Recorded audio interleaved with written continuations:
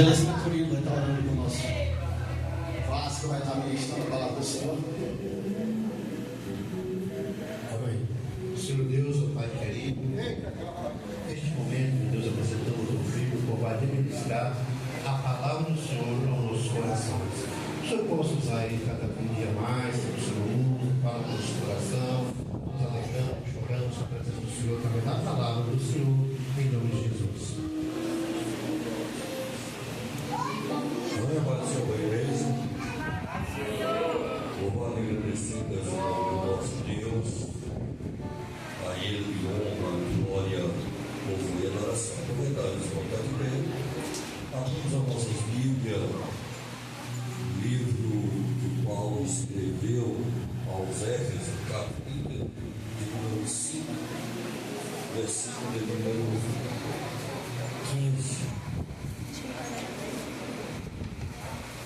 15 ao 14, versículo número 14. Amém? O Senhor vai orando, que Deus seja louvado e exaltado para todo sempre. A Ele honra, glória, louvor e adoração, porque Ele é merecedor de tudo isso e muito mais. Amém?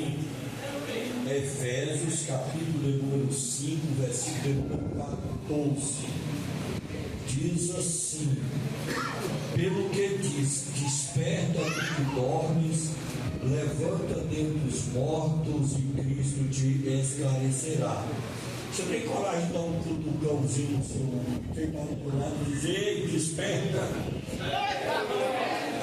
Amém? Os vão poder sentar, adorando a Deus.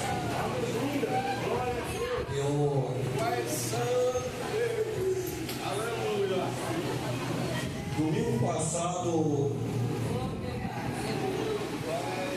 depois da mensagem, o Paulo disse: eu estou com vontade de aceitar Jesus de novo. E não é com a conversa dele, eu não passei a semana todinha com vontade de aceitar Jesus. Eu disse: qualquer culto desse, para fazer um apelo, eu vou aceitar Jesus.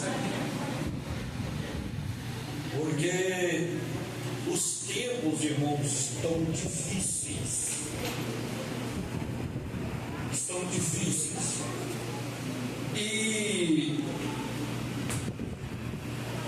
nós, muitas das vezes, estamos desapercebidos. E Paulo, vendo isso na igreja de Éfeso, uma igreja, em alguns termos, ele rendeu a ela elogios, mas ele chama a atenção da igreja e pede para aquela igreja despertar. E muitas das vezes, irmãos, nós estamos vivendo uma época que nós estamos vendo cada dia o mundo se arruinar, caminhando para a beira do abismo. Calor batendo recorde, chuva de maneira tal, seca por outro lado de maneira tal. E uma vez eu conversando com uma jovem, ela, não sei por brincadeira ou sério, ela disse: será que Jesus vai voltar antes de eu casar? E através de uma pergunta ou de um questionamento, a gente começa a questionar o tamanho da preocupação que as pessoas estão com as coisas de Deus e com a vida de Cristo. Essa jovem, para ela, talvez o interesse do casamento era maior do que a vida de Cristo. E talvez tem gente que, é claro que nós precisamos buscar, nós temos os nossos interesses financeiros, nós trabalhamos, nós batalhamos, mas os nossos interesses nenhum pode sobressair as coisas concernente ao reino de Deus. Eu não vou dizer concernente à volta de Cristo, mas concernente ao reino de Deus. Porque quando diz para nós buscarmos primeiro o reino de Deus, é colocar ele em primeiro lugar. não é deixar, nós precisamos de comer, de vestir, de trabalhar, temos sonhos, visões de alcançar um futuro melhor. Eu sempre digo que o meu sonho é ter 2 céus, um aqui e um de lá também, porque imagina eu encostar aqui uma BMW ou um carro, uma Porsche, uma mansão no Lago Sul, e não ser crente salvo. Isso aí é 2 céus, é um aqui e outro lá, mas o de lá é prioridade. Nada pode preceder o céu, que é as mansões celestiais.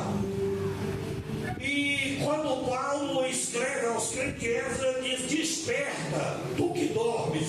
E muitas das vezes nós estamos adormecidos, porque ele, em versículos anteriores, ele diz assim, lá no versículo 3, ele disse: mas a prostituição, vou ler no versículo 2, diz: andai em amor, como também em Cristo, como Cristo vos amou, e se entregou a si mesmo por nós, em oferta e sacrifício a Deus, em cheiro suave. Mas a prostituição e toda a impureza ou avareza, nem ainda se nomeie entre vós, como convém ao santo. Olha, porque ele está dizendo, antes de ele dizer desperta, ele diz assim: mas a prostituição e toda impureza ou avareza, nem ainda se nomeie entre vós. Porque ele via dentro da igreja de Éfeso crescer, e nós vemos isso não nesta igreja, mas no meio das igrejas nós vemos, irmãos. Eu já vi falar em retiro de igrejas evangélicas que os jovens levando maconha para fumar.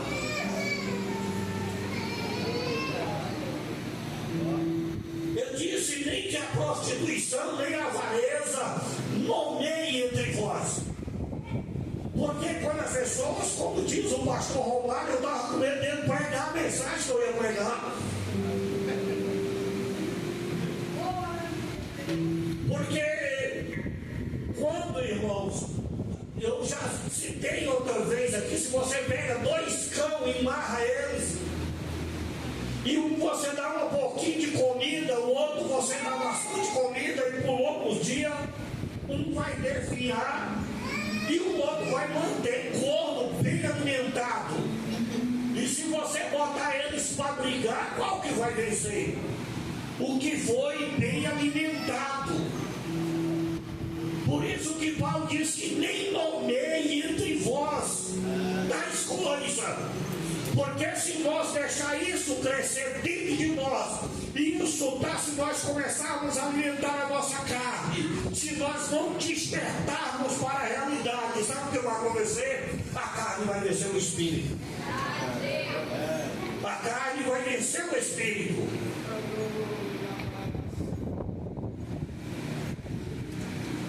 E talvez tenha gente aqui nesta noite que está sendo sufocado pelas coisas da carne. Sabe por quê? Porque você está alimentando a tua carne em vez de alimentar aquilo que é espiritual. A Bíblia diz para nós, Paulo escrevendo também aos Filipenses, ele disse: aquilo que é honesto, aquilo que é verdadeiro, aquilo que é puro, aquilo que é de boa fama, se há alguma virtude nisso pensai, nisso então busca as coisas boas, porque isso vai começar a alimentar o nosso coração e a nossa alma, ela vai ser surtida das coisas celestiais. E Paulo escrevendo à igreja de Éfeso, por isso que ele desperta. E de vez em quando, irmão, tem que dar em nós um sacode. A igreja, pelo período dos tempos, passou pelo sacode. Teve cristão que deve ter impactado por alguma coisa. Quando Jesus morre na cruz do Calvário, alguns disseram: não, acabou, Jesus morreu. Pegaram e ia voltando para casa. casa, desistindo talvez de cabisbaixa. Aqueles 2 discípulos no caminho de Emaús, nós seguimos o Cristo, mas ele morreu, e agora o que vamos fazer? Aí de repente aparece Jesus no meio deles e começa a conversar com eles, e eles não percebem, porque a pessoa